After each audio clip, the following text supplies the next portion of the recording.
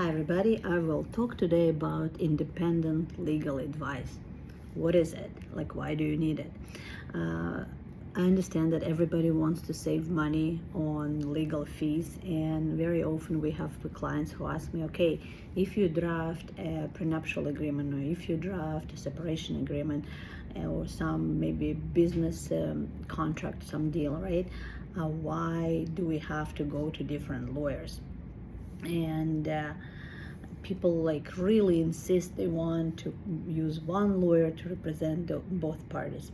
In some cases we're allowed to represent both parties in some transactions, and we will have to get a special acknowledgement from you. So we're gonna notify you that we cannot have a secret from each side. We will work like equally for both of you, and if there is an issue, and if you guys like fighting or cannot close this deal, or not happy with the representation, or whatever the reason will be there, right? We will have to send you out to both of you to other lawyers. Okay, so I do not like representing both sides. I just really don't like it, and because I speak the Russian language, and there's not many Russian speaking lawyers in the community, I have people who come to me and they happen to be my clients from different times, let's say, right? And then they're doing something together, buying from each other something, or going into business together, whatever. They want me to be their lawyer. I try to refuse it as much as I can. And then when they say, no, we want you to be our lawyer, we really want you to do it, I will do all the paperwork. So we start doing the paperwork, and eventually it doesn't work. Like, I already have experience with that. It could like work maybe at the beginning, the deal is closed, everything okay, and then they get into the fight, or something happens, they want to sue me and everybody else, and so on and so on. So I think that just going forward, I'll just never gonna agree. Maybe I'll have to lose both clients because I don't want to offend one of my clients, because I don't want to take like position that I represent one but not another. Maybe I'll have to send both away. Unfortunately, I lose business, but it's better. It's better to lose. Sometimes it's better to lose business than get into this complex issues, getting involved in some court issues or law society, and I don't need that.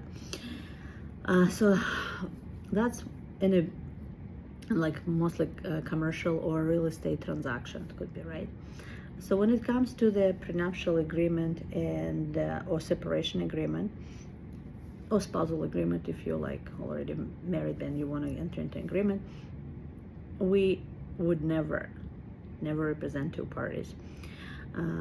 We would insist that the other side will go to another lawyer, but they don't have to. Like, if they don't want to do it, we can force them. So that's end of story. It's recommended for us, it's recommended for our client, that the other client, like their partner, has a lawyer, because later on, if something happens and they change their mind, or they want to, let's say there was a prenuptial agreement where people waived certain rights. They waived their right for spousal support, or they waive their right to live in that house, or share in that house, and on and on and on, or some pensions. And then they decide that they didn't like that, so they want to come back and go to court, and they want to set aside this agreement. And one of their reasons for that will be because they didn't understand, they didn't have legal advice, and they didn't know what they were signing. Maybe they will come up with the idea that you force them to sign, and situation could be really bad. So we do insist that there is always another lawyer who will represent the other side, because one lawyer will draft it based on what you agreed or potentially agreed, right? We'll draft it, we'll review it with my client, and then once my client's satisfied that everything is what they think they agreed to, we send it to another lawyer of that client's choice, and we'll negotiate maybe something. Maybe they'll think needs to be changed, or maybe they will say it's all good, they accept it, and they will sign it. So in those scenarios when there is a lawyer, it will be harder for them to say that they didn't understand, because a lawyer will go through that agreement and explain paragraph by paragraph what it means. Well, at least that's what they should do.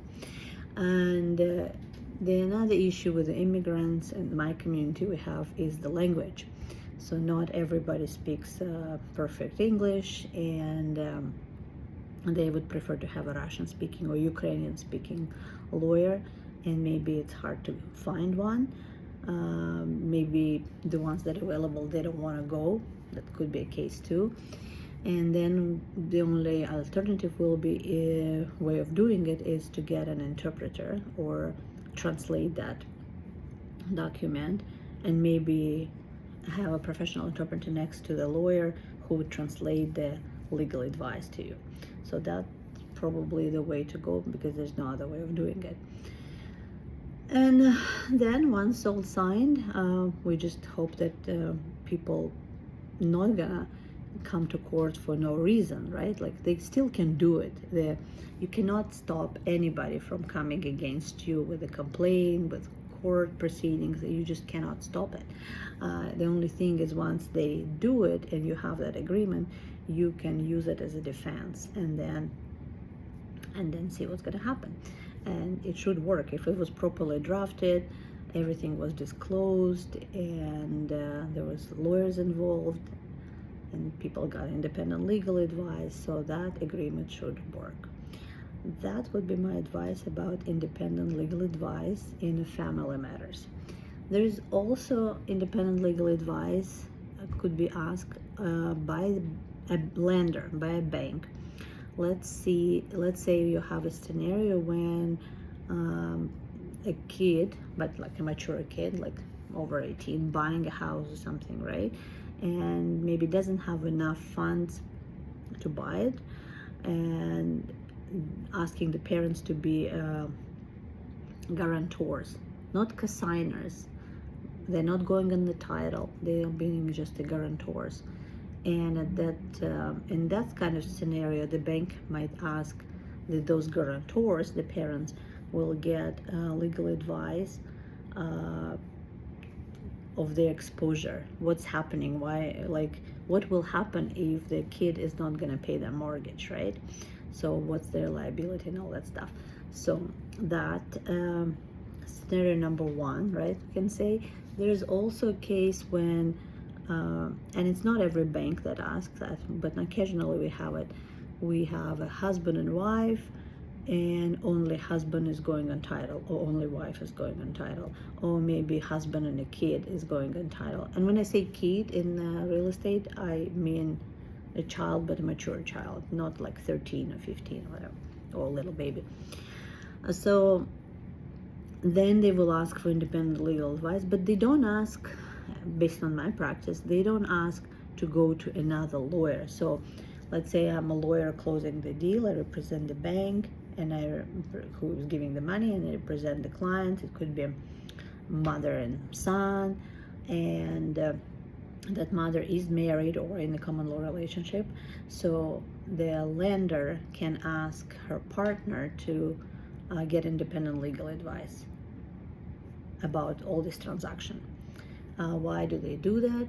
Well, maybe because she's getting into debt, and he's maybe consenting that she's getting into debt. I have no idea why they ask. It's not every time, and not every bank. Some banks don't care, but we've seen it.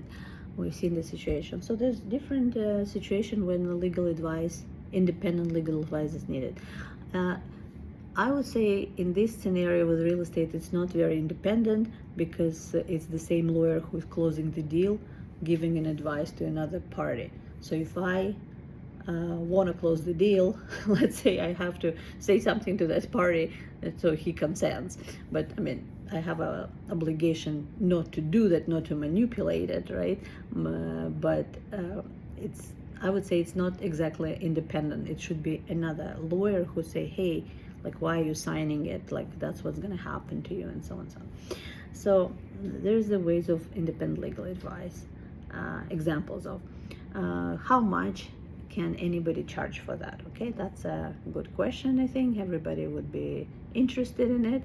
So when it comes to advice regarding the family matter, like we charge by hour. I never tell my client that it's going to be only like $250 or $300 because I haven't seen that agreement.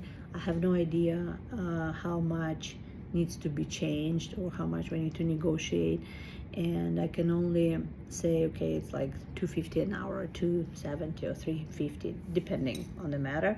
It could be a different price. So then once we know, like if it's 1 hour, we'll just review it with my client and we sign it, then that's the price plus tax, of course. If it's not and we have to negotiate, so it could be more. Sometimes there are cases that when we start negotiate, we don't even ever sign it because people can't agree and they just walk away. They don't sign the agreement. We still have to pay lawyers, but they don't have to proceed if they don't agree. With the bank situation, when it's a lender situation asking for the somebody to sign independent legal advice, I usually charge $250 for that on top of the real estate transaction that we're closing, and that's it. To be honest, I prefer to draft my agreements because then I know what's going in, and I don't have. It's like I have a checklist. I know what's in there. I know those agreements work, but sometimes then we have to actually review somebody else's agreement and then follow our checklist, making sure that everything is correct there, and that's that. And then people sign it and off they go. Either they get married because it's a prenup, or they proceeding with the divorce, and so on. So if you need independent legal advice, let us know. We're going to be happy to help you. Bye.